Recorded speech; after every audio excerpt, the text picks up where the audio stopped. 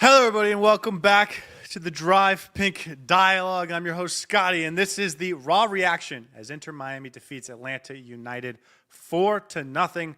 Pair of goals from Lionel Messi, a goal from Jordi Alba, a wonder goal from Luis Suarez. I'm your host, Scotty. I'll be joined in a second by my co-host, Saur, as we break down a 4-0 victory for Inter Miami that felt easy, felt straightforward, where Inter Miami was just the better team. I thought they even made some decisions in game that showed how confident and comfortable they were on the field. But first, I pass it to you, Saur, my friend, my co-host. How did you feel about that game? Yeah, easy work, right? That felt probably the most comfortable I've felt watching an Inter Miami game this season. I really enjoyed it. I thought we were dominating for the entire 90 minutes. There were a few instances where Atlanta was able to get in behind us and made things difficult, but they never truly tested us. Rocco Rios Novo getting another clean sheet, probably has more clean sheets than Oscar Stari. I thought Aviles and Lujan managed to do exactly what they were supposed to do. Again, Atlanta looked like the inferior team. Inter Miami looked like the better team for the entire 90 minutes. Some fantastic goals. Could have had more. And I think this could have been a game where we scored about 6, 7. But cruise control the entire time. Really enjoyed watching that. And on to the next one, the final game of the regular season. I'm excited for it. The moment that really was, to me, like, man, not only are they in control, but they feel really comfortable, is They they enjoyed took themselves. off they took off Yannick Bright in the 55th minute and put on Fafa Picault. And they kind of had Baltasar switch into like a midfield role, but Yeah. not fully. And it was like, we can just have Sergio Busquets in the midfield and you're still not going to play through and around us. That's how comfortable and confident we are with what we have in front of us in terms of what Atlanta was providing. So, yeah, great win. My biggest criticism is that we didn't get to see Tyler Hall or Ricardo Montenegro or Samuel Basabe, which there was certainly an opportunity for that. Why not just bring them on when Santi Morales came on in the 88th minute? But obviously, that is absolutely nitpicking. This was a great win. Decisive, easy, comfortable, everything you want. Let's start with what I think is the biggest deal. They mentioned on the broadcast that they asked Javier Mascherano, and he said that it was a coach's decision to put Rocco Rios Novo in goal. Do we have a new number one? And by the way, he made some nice saves. I'm not sure. If we see him again in the game against Nashville, then I'll Oh, it's a done probably deal. It's for sure. I will For sure if he plays against probably Nashville. attend to that question and entertain the possibility that Rocco Rios Novo is our new number one. You're right, though. I think it's leaning towards him being that. How did we get there? He had played well, by the way. He made some nice saves. Also, I just want to shout out, Leo Alfonso had a goal that forced Rocco to make a really nice save on. A save that I don't think Ustari makes, by the way. And he also had a really nice potential assist that I think it was Tiade just couldn't handle. He just whiffed on it. But if there was any bright spot for Atlanta, it was Leo Alfonso. So even in that respect, I think it was a feel-good game for Inter Miami. To your point about how did we get here with the story, he's never been convincing. I think that's the thing. He's never truly cemented his position as the number one goalkeeper in this Inter Miami team. He's always had a few games. There's never been two consistent games that he's put through. There's always been games where you can question his goalkeeping ability. And I think that's where we're at, where even at this point in the season, where there's one game left in the regular season, we're still questioning whether Oscar Stari is or should be our number one goalkeeper. That's how we got here. I don't know if it's appropriate to make this about Oscar Ustadi, even though I also don't know if we can paint like a full picture without talking about Ustadi. Rocco made saves tonight that Ustari hasn't made once at Inter Miami. And that doesn't mean Oscar Ustari hasn't had some good games. That doesn't mean he hasn't made some important saves. But the thing about I think it was Ustadi really is good in the Club World Cup. You can't discount that. I thought he made some really crucial saves in the Club World Cup against crucial Al Ali. He and was important. definitely, yeah. crucial and important, not necessarily like incredibly difficult. Like timeliness, I think he came up. That second leg against LAFC, there were some huge saves from him in the CONCACAF Champions. I'm not trying to say he's never had a good game for Inter Miami. He clearly has. But one of the reasons why I think a lot of people were slow on Ustari is because he never makes those spectacular saves. And it's hard to like react to a lack of something awesome. And then when you have just sort of average from that point on, your numbers start to look really bad for a professional goalkeeper. And Rocco has been steady. He hasn't been fantastic as a shot stopper, but he's been like normal. And that is an improvement. And we saw a couple of those saves tonight. But I just am dumbfounded that we're here in the second to last game of the season talking about the guy that 2 months ago we thought was the third string goalkeeper. And at the beginning of the season, we talked about, is he even going to play 1 minute this year? And he might not only be our starting goalkeeper, he might deserve to be our starting goalkeeper as we go into the playoffs. So that's all I'll say on Ustari. But as far as Rocco, like I thought he was good tonight. He made some really nice saves. I do want to push back on this conversation a little bit, and maybe we can keep this as a conversation for the post-game show where we analyze it in more detail. But I think it's unfair to say that Ustari hasn't made spectacular saves or hasn't pulled off any brilliant saves. I think Ustari's been exactly what we expected him to be for the entire season. He's been exactly what has been advertised. He hasn't done more, he hasn't done less. I think the difference is that Rocco Rios Novo has shown a side to his game that you can see relative to Ustari is better and brings something that Ustari is missing. I think Ustari is missing that spark in the back line, that activeness that Rocco Rios Novo brings. You're right, he has made some really, really good saves that Ustari may have not been asked to make. But I think we need to be a bit more analytical in this conversation because you can't talk about Rocco Rios Novo's performance without comparing, or you can't talk about the goalkeeping situation without comparing the two of them more objectively. So I'm hesitant to say that Ustari hasn't been asked to make those saves or hasn't had good performances for this team. I just think he's been exactly what we expected him to be. And I think Rocco Rios Novo is slightly more fresh and energetic and more active on his line, and that difference shows. For me, the bigger question is, how are we still at this point in the season where we don't know who our number one goalkeeper is going to be? That, I think, is the bigger question. And I think that has to do a lot with the coaching staff and the front office and how they've handled this goalkeeping situation. I think Rocco Rios Novo is exactly what Rocco Rios Novo has been a lot better than we thought he was when we first signed him, and Oscar Ustari has been exactly what we expected him to be. I don't want to continue having an Oscar Ustari conversation because I don't think that's what this episode should be about. So, but I want to make sure you get anything off your chest. So, do you have anything else you want to say about this? Okay, just on Rocco's performance tonight, like he did make some really nice saves. He got low, gets to his right, especially that Leo Alfonso save. That moment at the end where he goes out of his box and kind of dives into Tiare to make sure he doesn't have an angle. Like I was really impressed. And now, listen, there were some moments in the first half where he lets the ball sort of hit his chest and bounce in front of him, and you'd love to see him catch that ball. Like I'm not saying he was perfect, but I do think we're now in a conversation about Rocco being our number one for the first time all season. And if that's the case, like I want us to analyze his game as if he's the potential number one. And that is different than where we've been. And if that is the standard, I thought tonight's performance was good. He had some crucial saves, nice saves, like difficult saves. And he got a clean sheet. He got a clean sheet. And trust me, Javier Mascherano is going to throw a curveball when he plays Rocco Rios Novo against Nashville, and then the first game of the playoffs, Ustari's back in goal. That's what's going to happen. But regardless, for Rocco Rios Novo, I thought he had a very good game. And I think that's about it, really. Didn't get tested too much, but when he was asked to make saves, he did make some really good saves. He had 3 saves from inside the box. So, that's not nothing.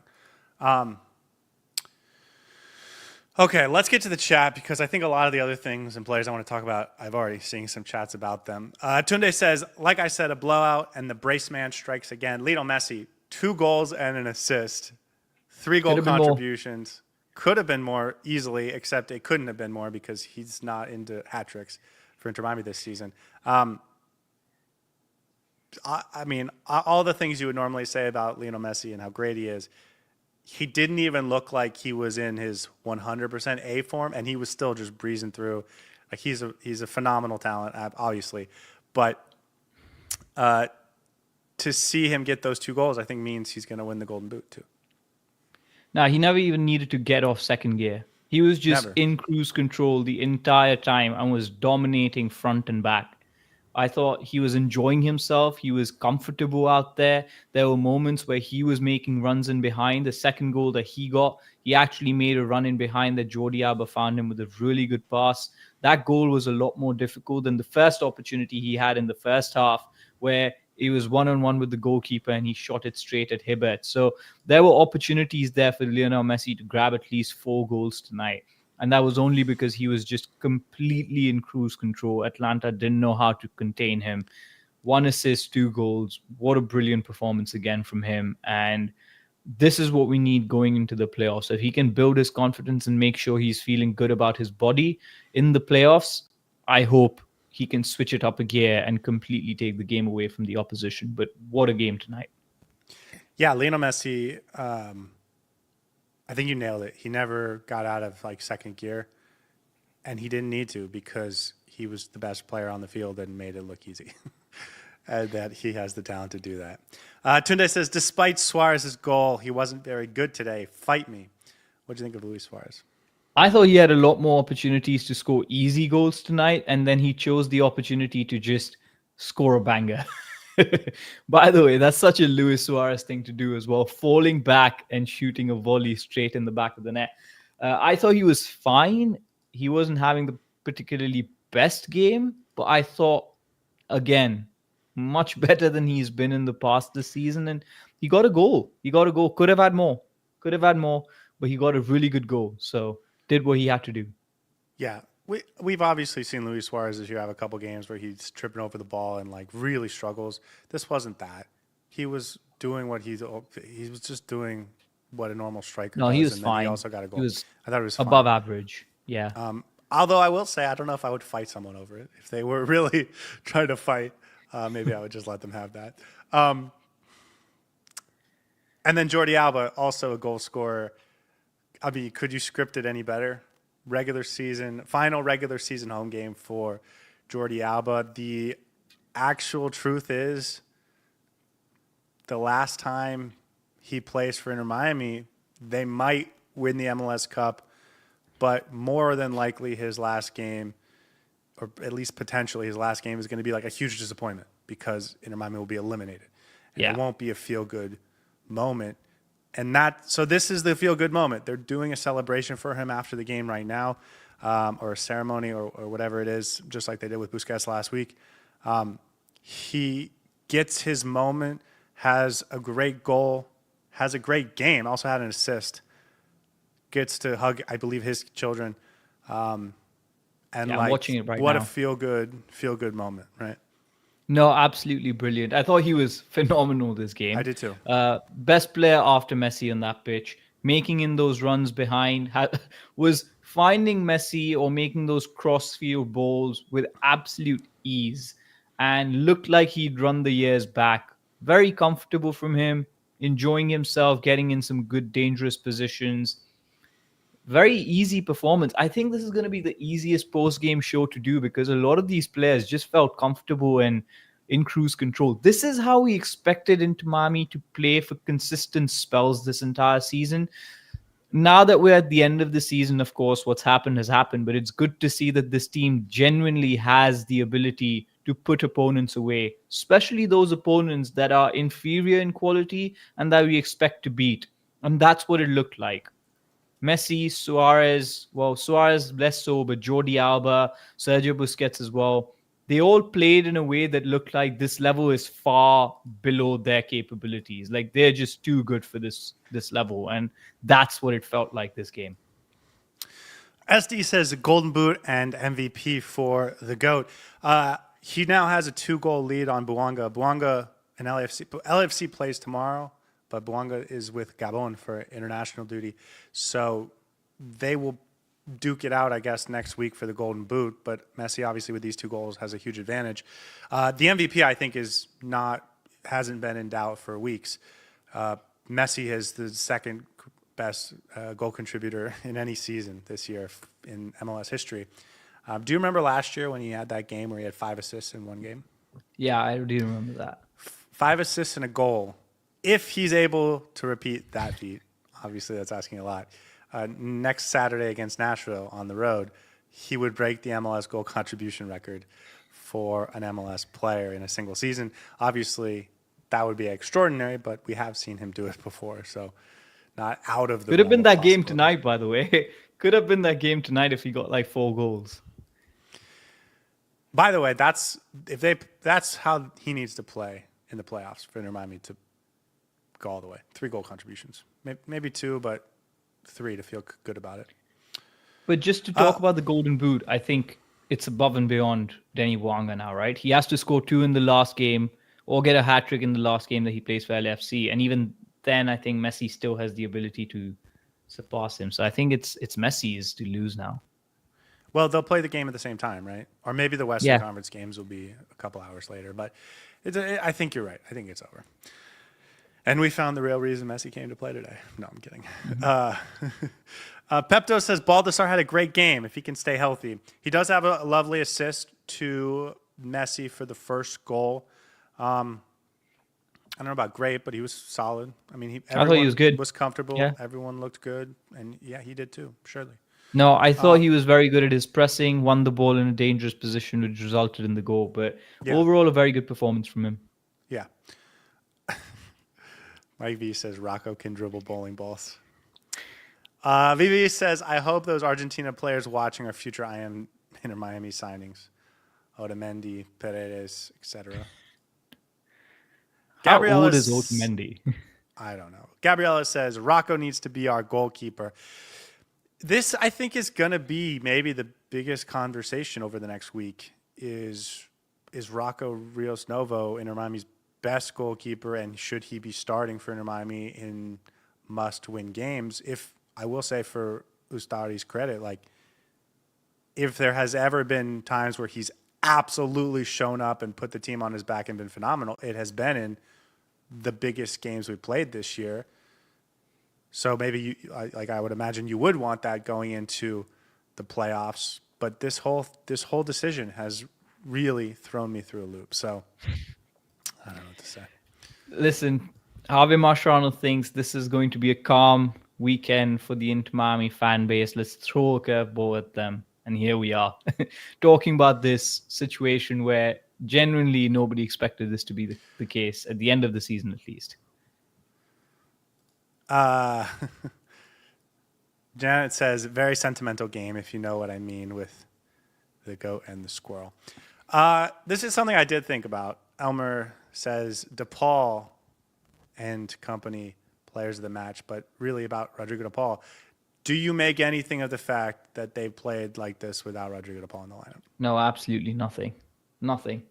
This was a very poor Atlanta side. I agree. And you saw we had a midfield single pivot of Sergio Busquets and nobody else. And yet we were dominating them like it was nothing. So I told you before the game, and I will say it again, I don't read anything into this result. It was a very good result. It was a feel-good result, good for momentum, but not reading too much into it. Doesn't change my perception of how far I think Inter Miami is going to go in the playoffs or what their chances are.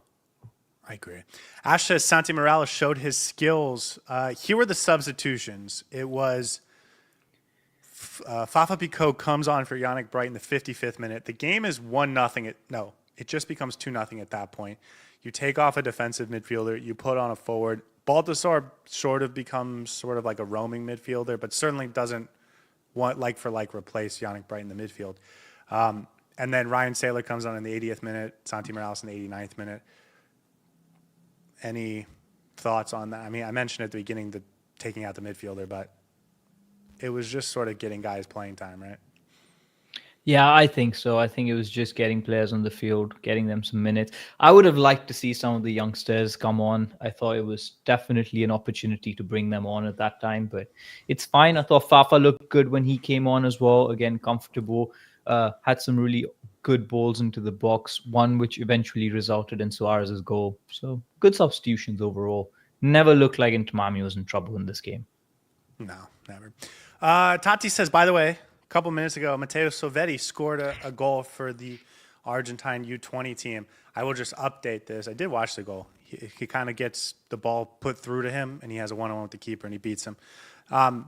Argentina won that game against Mexico in the U20 World Cup, which means that Argentina will play in either the final or the third place game, which means Sovetti will not be back next week for the Nashville game. So we won't see him again until the playoffs. Pepto says, yeah, Sovetti looks like a certified baller. I will remind you guys that Benjamin Kramaski is leading that tournament in the Golden Boot race, and a lot of people were not thrilled with his performances this season. So anyways. Tunde says, Scotty, you can't just be objective with Ustari. Ustari had games like these where you say he was okay, but Rocco and it's gushing. But it is what it is. I, again, went through the stats. I appreciate you guys trying to call me out and make sure I'm being, like, on my P's and Q's. But that was the objective. Looking at the stats is objective. Going back through your memory is subjective. I just want to be clear about that. David says, unless Ustari plays like he did against Ali, Rocco deserves to be starting. Good on Mascherano to make that decision. Okay. Do you have anything else to say about the goalkeeping situation? I don't want to. No, I think it's going to get us going in circles, and we should talk about that in more detail tomorrow. Okay.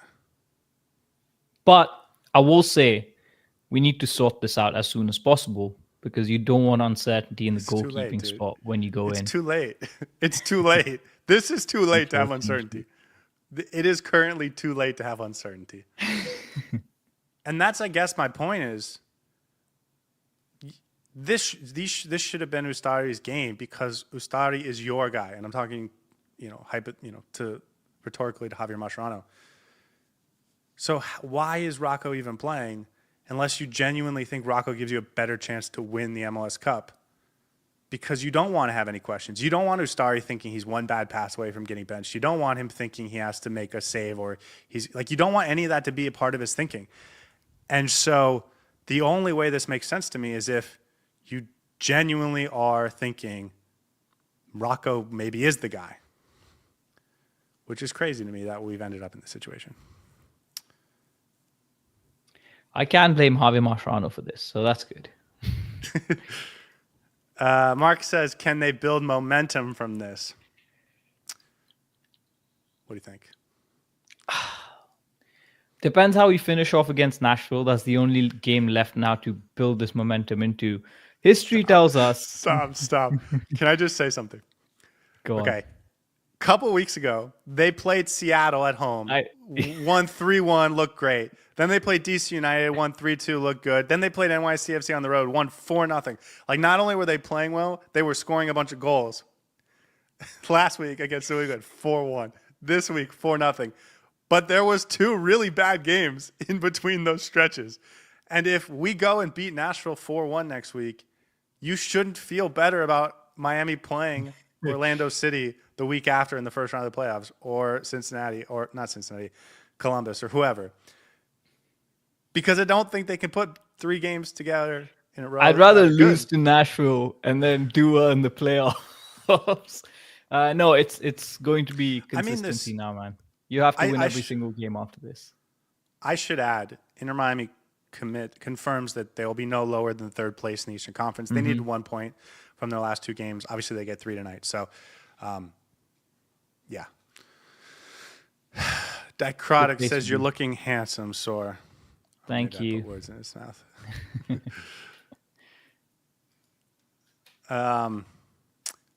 Hernan says LAFC has 2 games left, folks. Yeah, but Denny Boanga is not going to play in their game tomorrow.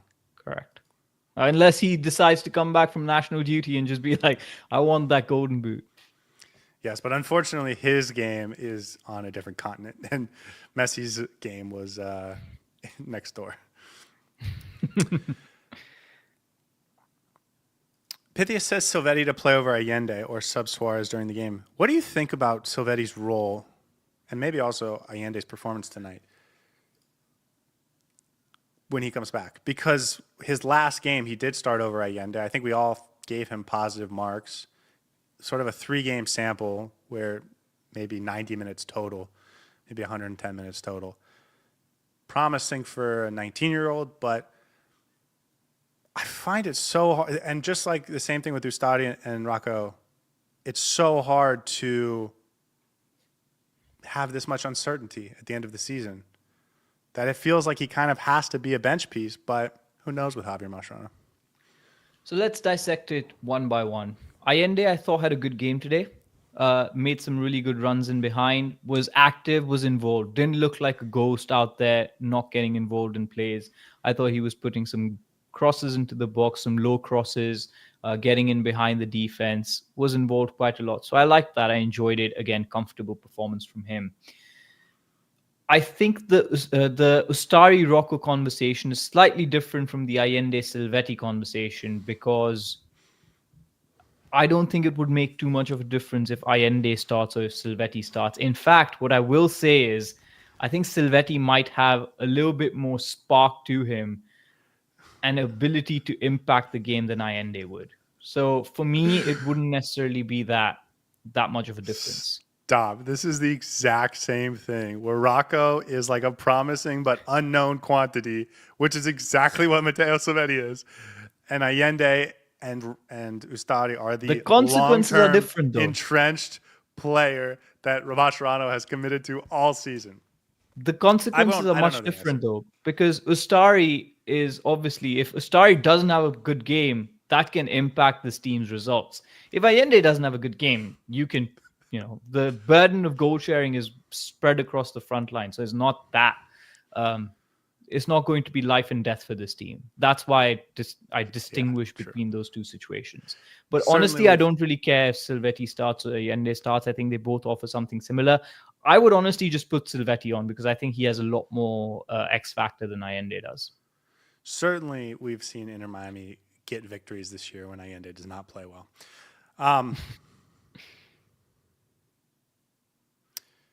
Hepto says Silvetti's goal was against Mexico, not miscellaneous country 958 the size of Miami. Kramaski got 2 goals against Italy. What are we talking about? That's more impressive than Mexico. Maybe not these days. I don't know.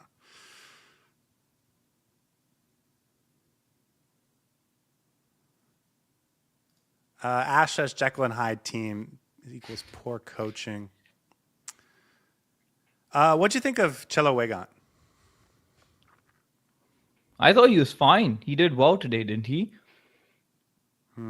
Inter Miami overall, I thought didn't have a lot to do defensively, and I thought they handled themselves fairly well. He was going up against the likes of Muyumba and Tiare, and he was fine. Again, a good average performance from him. I don't think he blew anybody's world away, but did his job well, looked comfortable while doing it. And I think that's the theme of the entire game. Every single player looked comfortable. Even Lujan, I thought, had a decent enough game for us to say, yeah, didn't find any way to critique him as such. So he was okay. Yeah, all 3 of those guys, Lujan, Aviles, and Cello, who are that's the real rotation here. Those are the guys that are playing because other guys are gone. I thought all of them were solid. Maybe they had a moment or two where they looked rusty, but I can forgive that because they haven't played a ton of minutes lately. So positive marks for all of them. Hey, and Lujan and Aviles have only conceded 5 goals in the last 2 games together, so that's not that bad. Hey, their last game, they got a clean sheet, so. Yeah, there you go. And if they get a clean sheet in the next game, it's 5 goals in 3 games, and that's even better. Yeah. Do you think they're going to play again? I mean, do you think those 3? Do you think they earned playing time, or do you think they're done for the year? No, I think Falcone and being a part of it. I think Falcone and Allen are going to earn their spot back. So what did we learn Or from this should. game? I mean, almost nothing, right? Nothing. Nothing. Absolutely nothing. And I said this at the start. If Inter Miami wins this game, there's nothing you get out of it. If we lose this game, I'm not going to think about it either. Um, I thought this was a good game, a confidence builder, a momentum boost for us, absolutely. And that's about it, really, because Atlanta was very poor. Again, and then just like I said in the pregame show, I think the only person this mattered for was Rocco. Everything else went as expected. I don't think Toto Avias or Gonzalo Lujan are going to earn their way back into the starting 11 this season unless we switch formations for some reason. Now, that doesn't mean they won't play because someone gets hurt or whatever, but I think this is probably their last opportunity to start unless something goes haywire. And the same for Cello. So Yannick Bright, did he earn playing time? I mean, he seems to be out of the picture. I think he needs Out to of the be picture is the part wrong of the word. playoff. Yeah. Off the 11, not in the starting 11. I think again it's a bit of a mix of how we're setting up and the players that we're using and the two-man midfield that we try to put in. But I thought he looked very good today again. Did some really good recovery. Positioning was good. Won the ball in crucial areas and allowed the defense to set up really well. I think there were instances where we were on the back foot running back while Tiare and Latte Lau were running with the ball towards us. And there were a lot of good recovery runs, not just from Yannick Bright, but from Lujan and Aviles to make sure their shape was intact and they recovered well. So I don't think Yannick Bright needs to do anything to justify starting a game. He will slot straight in. It's just a matter of how Javi Mascherano wants to play. And he's not going to start over Rodrigo de Paul if there's only two players in the midfield. So that's, a non-factor. Actually, we never ended up talking about this because you weren't here, but it felt like in the period you were gone, the sort of 11 that Javier Mascherano wants to go with became clear, at least to me, where it's going to be Suarez and Messi up front. It's going to be Baltasar on the left. It's going to be Allende, maybe Silvetti on the right. It's going to be DePaul and Busquets in the midfield, Falcone and Allen and Jordi and Frey, and now we have a goalkeeping question mark. But how do you feel about that? Telasco out and Yannick Bright out. It's two guys that I don't think either of us would have predicted 6 weeks ago wouldn't be starting in playoff games. How do you feel about it? I feel disappointed for Yannick Bright because I think he's done more than enough this season to, again, be a regular starter. I can understand Telasco Segovia's decision-making because now it looks like Javi Mascherano wants two outright wingers up there. But again, you talk about Jekyll and Hyde team. I think it's Jekyll and Hyde Mascherano because he's the one who doesn't necessarily understand what team he wants to put out there. And there are a couple of players in Yannick Bright and Segovia who are now suffering because of that. So it's disappointing, but it's all up to the coaching staff and how they want to set up. I think both of them, if they start in the playoffs, nobody in this fan base would be like, oh, why are they starting? Yeah, but you don't think they are? Unless something changes. No, I think Javi Mascherano at this point in time has settled with the two-man midfield of Rodrigo de Paul, Sergio Busquets, and then outright wingers with Allende and Baltazar and Silvetti. Yeah, I agree. Which is weird because I do think Yannick Bright has outplayed Rodrigo de Paul since de Paul arrived, but it's neither here nor there. Okay. Anything else? That's all the comments. Anything else on your mind? Anything else you got thoughts for Inter Miami? No, that was a fairly regular game. It felt like I was genuinely just watching my team enjoy themselves on the pitch, and that was fun. It was a fun game, 4-0, and we're just pretending like nothing happened. I feel for Atlanta, who had a lot of promises this entire season. Yeah, I feel for Atlanta, who had a lot of promises this entire season, but they will finish quite bottom of the barrel, probably winning the spoon. No.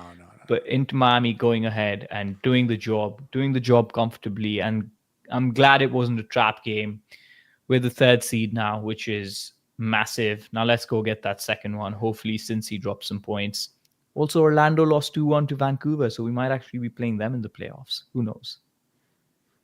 I will say, in Atlanta's defense, they were missing more players than we were in this game. So even Atlanta's better than what they were able to put on the field today. And they also lost their best center back in the 25th minute or something like that. So 17th minute. What's next for Inter Miami? They're going to go into deadline day, or decision day, rather. They play at Nashville.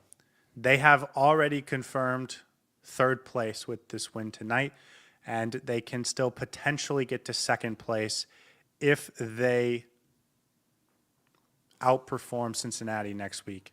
Here's how it breaks down. Both teams are on 62 points. If they finished tied, whether they both win, whether they both draw, whether they both lose, Cincinnati will go through on the tiebreaker head-to-head. The tiebreaker is most wins. And as of this moment, Cincinnati has more wins than Inter Miami. So they will win any tiebreaker. But if Inter Miami wins and Cincinnati drops points, Inter Miami will jump to second. If Inter Miami gets a draw and Cincinnati loses, Inter Miami will jump to second. So that's what there's left to play for. I guess if you're Miami, or Messi, you want to get another goal or two to lock down the Golden Boot. But right now, it's all about jockeying for position, and it is what it is. It's kind of anticlimactic. I will say Cincinnati is playing Montreal at home, whereas Inter Miami is going on the road to Nashville. So certainly we have a more difficult game, but all we can control is what happens in Nashville. And then we head to the playoffs, and we'll find out at the same time who will be playing. I think it's going to be Nashville or Orlando, one of the two. We will see. Well, it could still be Charlotte, NYC. I mean, it could be a bunch of teams, actually. We'll find out next week. There's not that much time left. Could be Chicago, even. Could be Columbus. 5-3 could be Columbus. Oh, my God. Could you believe that? No, I don't think it'll be Columbus. But, okay, guys, we'll be back tomorrow for the post-game recap. We'll do awards and all that stuff. But until then, there's a lot of people talking about Neymar. Do you want to talk about Neymar for 2 minutes? No, I don't want Neymar at this club next season. Please. This is not an old age home anymore. This is not a retirement central. Please bring me fresh legs, athletic legs. It doesn't help anybody except the cash bank account. And that's it. And the commercial value of the club. And it's going to be fun for a little bit. I'm like 10% in on Neymar. Oh, my God. 90% out. 10% No, too much. To be clear. No. Because I think it'll be fun for a little bit. And I think it will allow us to realize to confirm they're not serious about winning. And then we can just vibe it out. Yeah. We're going to be Vibes FC. That's what we're going to be next season. Yes. Okay, guys, we will see you tomorrow. I hope you have a lovely night, and we'll see you guys next time. Hey, everybody. Thanks for tuning in. Do us a favor and hit that like and subscribe button. Since our first viewer, sharing this with you all has been the very best part. So from the beginning until the end, thank you for being a part of this, and have a wonderful day.